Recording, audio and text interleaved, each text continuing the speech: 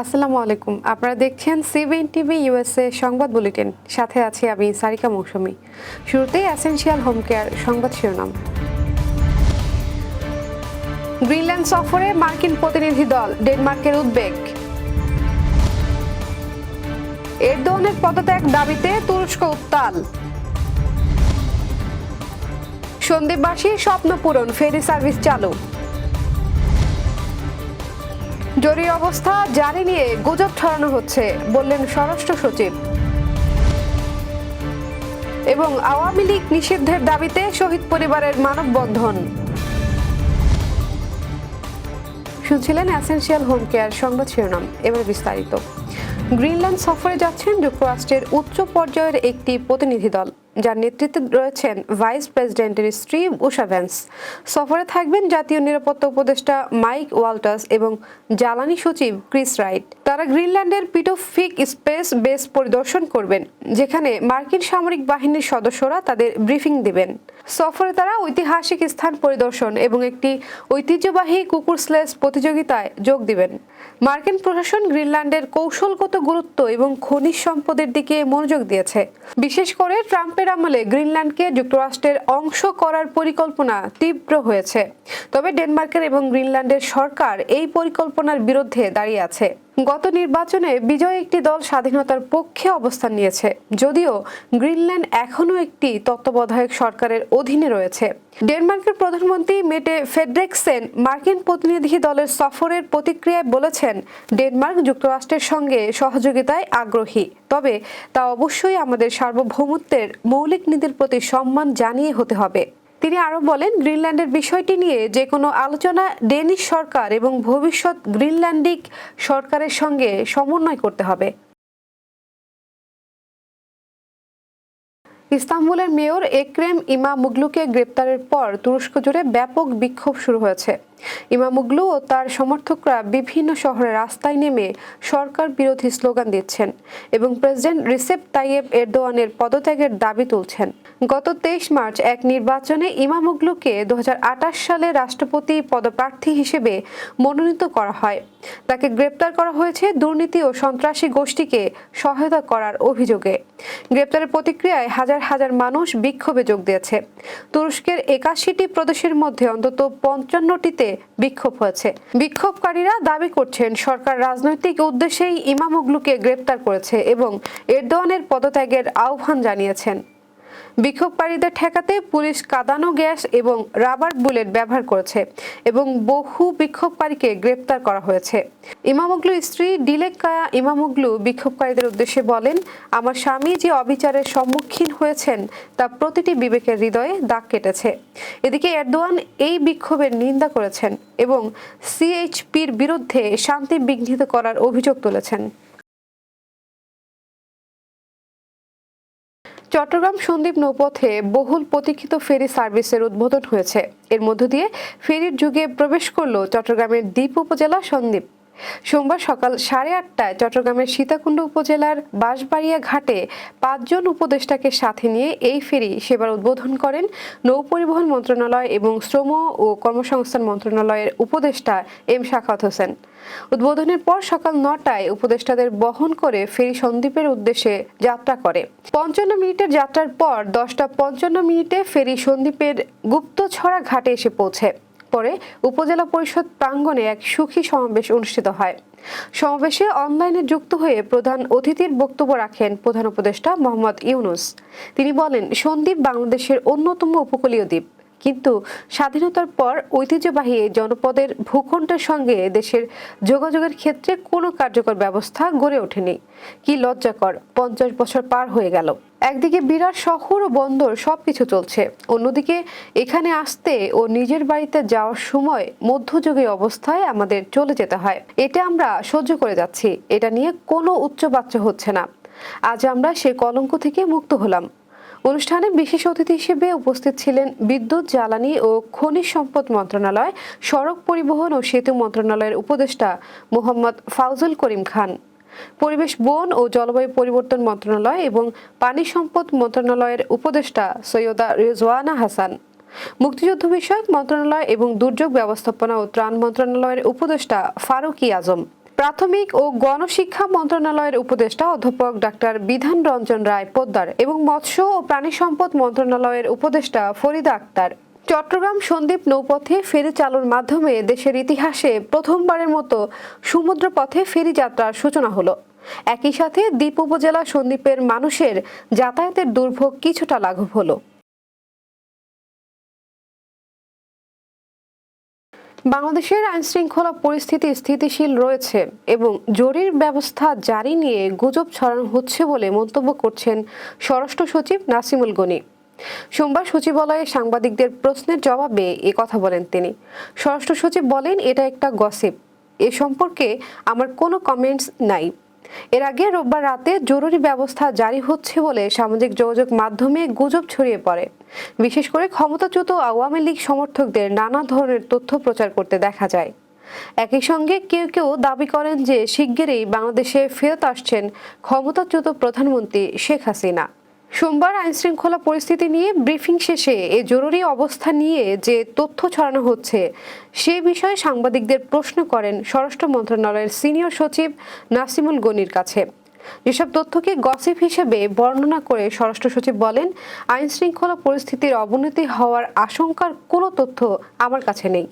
Normal যেরকম risk থাকে সেরকমই আছে।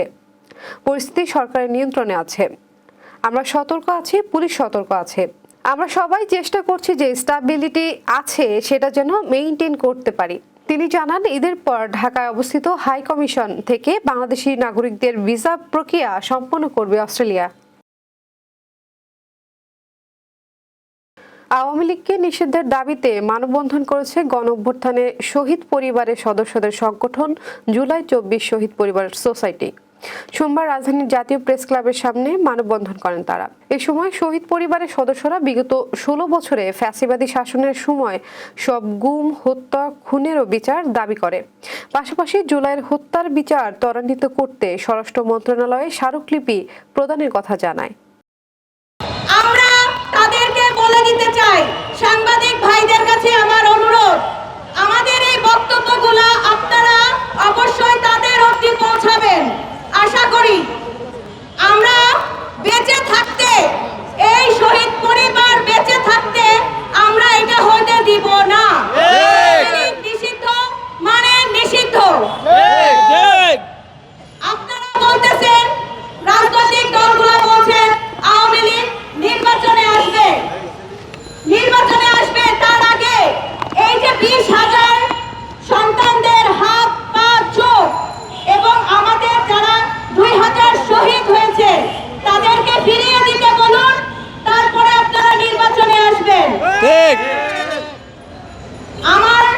আমি যতগুলো বক্তব্য দিয়েছি সব জায়গায় একই কথা বলবো, ট্রাইব্যুনাল একটা রঙ্গমঞ্চ, আমাদের সামনে একটা রঙ্গমঞ্চ তুলে ধরেছে। এখানে হচ্ছে নাটক, এর ভিতরে কি কি নাটক হচ্ছে আপনারা জানেন না। এখানে এখন আমরা আগে ভাবতাম যে আওয়ামী লীগ সরকার ছিল, মানে আওয়ামী লীগের দোষরা হচ্ছে 5,000। এখন আমাদের যে সন্তানদের রক্তের উপর দাঁড়িয়ে যে সরকার গঠিত হয়েছে এবং আমাদের যে আইন উপদেষ্টা, মানে স্বরাষ্ট্র উপদেষ্টা, কতটুকু যন্ত্রণা নিয়ে আমরা ঘুরতেছি, এখনো আমাদের ছেলেদের হত্যার বিচার পাই না, এখনো আমাদের ছেলেদের কোনো হত্যার বিচার হইতাছে না। তারা কি স্বৈরাচারের সাথে আপোষে সমঝোতা যায়নি? যদি তা না হয় তাহলে আজকে যারা ক্ষমতার মসনদে আছে তাহলে তারা কেন স্বৈরাচারদেরকে নিষিদ্ধ ঘোষণা করতে তাদের এত অন্তর্জালা কেন? এবার কর্ণফুলী ইনকাম ট্যাক্স সংবাদ শিরোনাম। নিউ ইয়র্কে অ্যাস্টোরিয়া ফ্রেন্ডস সোসাইটির দোয়া ও ইফতার মাহফিল। বাংলাদেশ অ্যাসোসিয়েশন অফ সাউথ জার্সির আন্তঃধর্মীয় ইফতার ও ডিনার। এবং নিউ ইয়র্কে প্রথম আলো উত্তর আমেরিকা ও সিবিএন টিভি ইউএস এর বর্ণাঢ্য প্রতিষ্ঠা বার্ষিকী। আবার স্বাগতম সিবিএন টিভি ইউএস এর সংবাদ বুলেটিনে। শুনছিলেন কর্ণফুলী ইনকাম ট্যাক্স সংবাদ শিরোনাম। এবারে বিস্তারিত। ধর্মীয় ভাবগাম্ভীর্য পরিবেশে অ্যাস্টোরিয়া ফ্রেন্ডস সোসাইটির ইফতার ও দোয়া মাহফিল অনুষ্ঠিত হয়েছে। গত 17 মার্চ নিউ ইয়র্কের বৈশাখী রেস্টুরেন্টে এই আয়োজনে বিপুল সংখ্যক অ্যাস্টোরিয়াবাসী সপরিবারে উপস্থিত ছিলেন। সংগঠনের সভাপতি আবুল বাশার মিলনের সভাপতিত্বে এবং সাধারণ সম্পাদক ফেরদৌস আলম ও গাজী এস জুয়েলের পরিচালনায় অনুষ্ঠানে রমজানের আলোকে আলোচনা ও বিশেষ মোনাজাত করেন প্রধান উপদেষ্টা আবু তালেব চৌধুরী চান্দু। অনুষ্ঠানে নরসিংদী জেলা সমিতির সভাপতি শামীম গফুর ও ট্রাস্টি বোর্ডের চেয়ারম্যান মোহাম্মদ আনোয়ার হোসেন, কুমিল্লা সোসাইটির সভাপতি জাকির হোসেন ও সাধারণ সম্পাদক মিজানুর রহমান সহ কমিউনিটির গণ্যমান্য ব্যক্তিরা উপস্থিত ছিলেন। অনুষ্ঠানে আবুল বাশার মিলন সবার সন্তানদের ধর্মীয় শিক্ষা দেওয়ার জন্য বিশেষভাবে অনুরোধ করেন। যুক্তরাষ্ট্রের নিউ জার্সি রাজ্যে প্রতি বছরের মতো এবারও সব ধর্মাবলম্বীদের নিয়ে অনুষ্ঠিত হয়েছে আন্তঃধর্মীয় ইফতার ও ডিনার। রোববার ইসলামিক সেন্টার অব আটলান্টিক সিটিতে Bangladesh association of south jersey এই অনুষ্ঠানের আয়োজন করে। সাউথ জার্সিতে বসবাসরত প্রবাসী বাংলাদেশি সহ অন্যান্য কমিউনিটির বিশিষ্ট ব্যক্তিবর্গ অংশ নেওয়ায় অনুষ্ঠান সম্প্রীতির সমাবেশে রূপ নেয়। এতে বিপুল সংখ্যক মহিলার অংশগ্রহণ ছিল লক্ষণীয়। অনুষ্ঠানে মুসলিম উম্মার সুখ, শান্তি ও সমৃদ্ধি কামনা করে দোয়া ও মোনাজাত করা হয়। সংগঠনের সাংগঠনিক সম্পাদক শাহরিয়ার আহমেদের সঞ্চালনায় অনুষ্ঠানে স্বাগত বক্তব্য দেন সংগঠনের সভাপতি জহিরুল ইসলাম বাবুল। বক্তব্য দেন নিউ জার্সির অ্যাসেম্বলিম্যান ডন গার্ডিয়ান, সাবেক state senate president Steve সুইনি, city council সভাপতি কলিম শাহবাজ, আটলান্টিক কাউন্টির ডেমোক্রেটিক দলের চেয়ারম্যান মাইক সুলেমান সহ আরও অনেকে। নিউ ইয়র্কের প্রথম আলো উত্তর আমেরিকা ও সিবিএন টিভি ইউএস এর বর্ণাঢ্য প্রতিষ্ঠা বার্ষিকী অনুষ্ঠানের আয়োজন করা হয়েছে। গত 21 মার্চ শুক্রবার নিউ ইয়র্কের কুইন্সে আগ্রা পার্টি হলে আয়োজিত এই অনুষ্ঠানটি আবেগ, শ্রদ্ধা আর সৃজনশীলতার এক অনবদ্য প্রতিচ্ছবি হয়ে ধরা দেয়। অনুষ্ঠানের প্রধান অতিথি ছিলেন বাংলাদেশের কনসাল জেনারেল নাজমুল হুদা। এছাড়াও প্রবীণ সাংবাদিক Nazmul Ahsan, human concern USA সম্পাদক মাসুম মাহবুব, নিউ ইয়র্ক সিটির হিউম্যান রাইটস কমিশনের press secretary Laura Brantley, ABCCI chairman Gias Ahmed, নারী সংগঠক Salma Ferdous, school board commissioner Mohammad Rashid, CBN TV US এর সিইও এমএইচ পাহলভি সহ কবি, সাহিত্যিক, রাজনীতিবিদ, ব্যবসায়ী ও সমাজকর্মীরা উপস্থিত ছিলেন। অনুষ্ঠানের অন্যতম আকর্ষণ ছিল কবিতার এক পাতা। আয়োজনে কবি ফারুক ফয়সলের নেতৃত্বে বিশিষ্ট কবিদের আবৃত্তি। নারীর নেতৃত্ব ও কমিউনিটির সংহতির বিষয়টিও বিশেষভাবে গুরুত্ব পায় আলোচনায়। 5 জন মাকে বিশেষ সম্মাননা প্রদান করা হয়, যা ছিল অনুষ্ঠানের আবেগঘন মুহূর্ত। বক্তারা বলেন, প্রথম আলো উত্তর আমেরিকার এই প্রতিষ্ঠা বার্ষিকী শুধু একটি অনুষ্ঠান নয়, এটি ছিল হৃদয়ের ডায়েরিতে লেখা এক অধ্যায়, যেখানে কবিতার পাতায় লেগেছিল মায়ের আশীর্বাদের গন্ধ। আলোচনায় মিলছিল প্রবাসের স্বপ্ন, সংগ্রামের ছায়া। প্রতিষ্ঠা বার্ষিকীর এই অনুষ্ঠানে ছিল ইফতারের আয়োজনও। ইফতারের পূর্বে দেশ ও জাতির জন্য এবং ফিলিস্তিনের গাজার অধিবাসীদের জন্য দোয়া করা হয়। অনুষ্ঠান শেষে প্রথম আলো উত্তর আমেরিকার সম্পাদক ইব্রাহিম চৌধুরী ও নির্বাহী সম্পাদক মঞ্জুরুল হক উপস্থিত সবাইকে ধন্যবাদ জানান।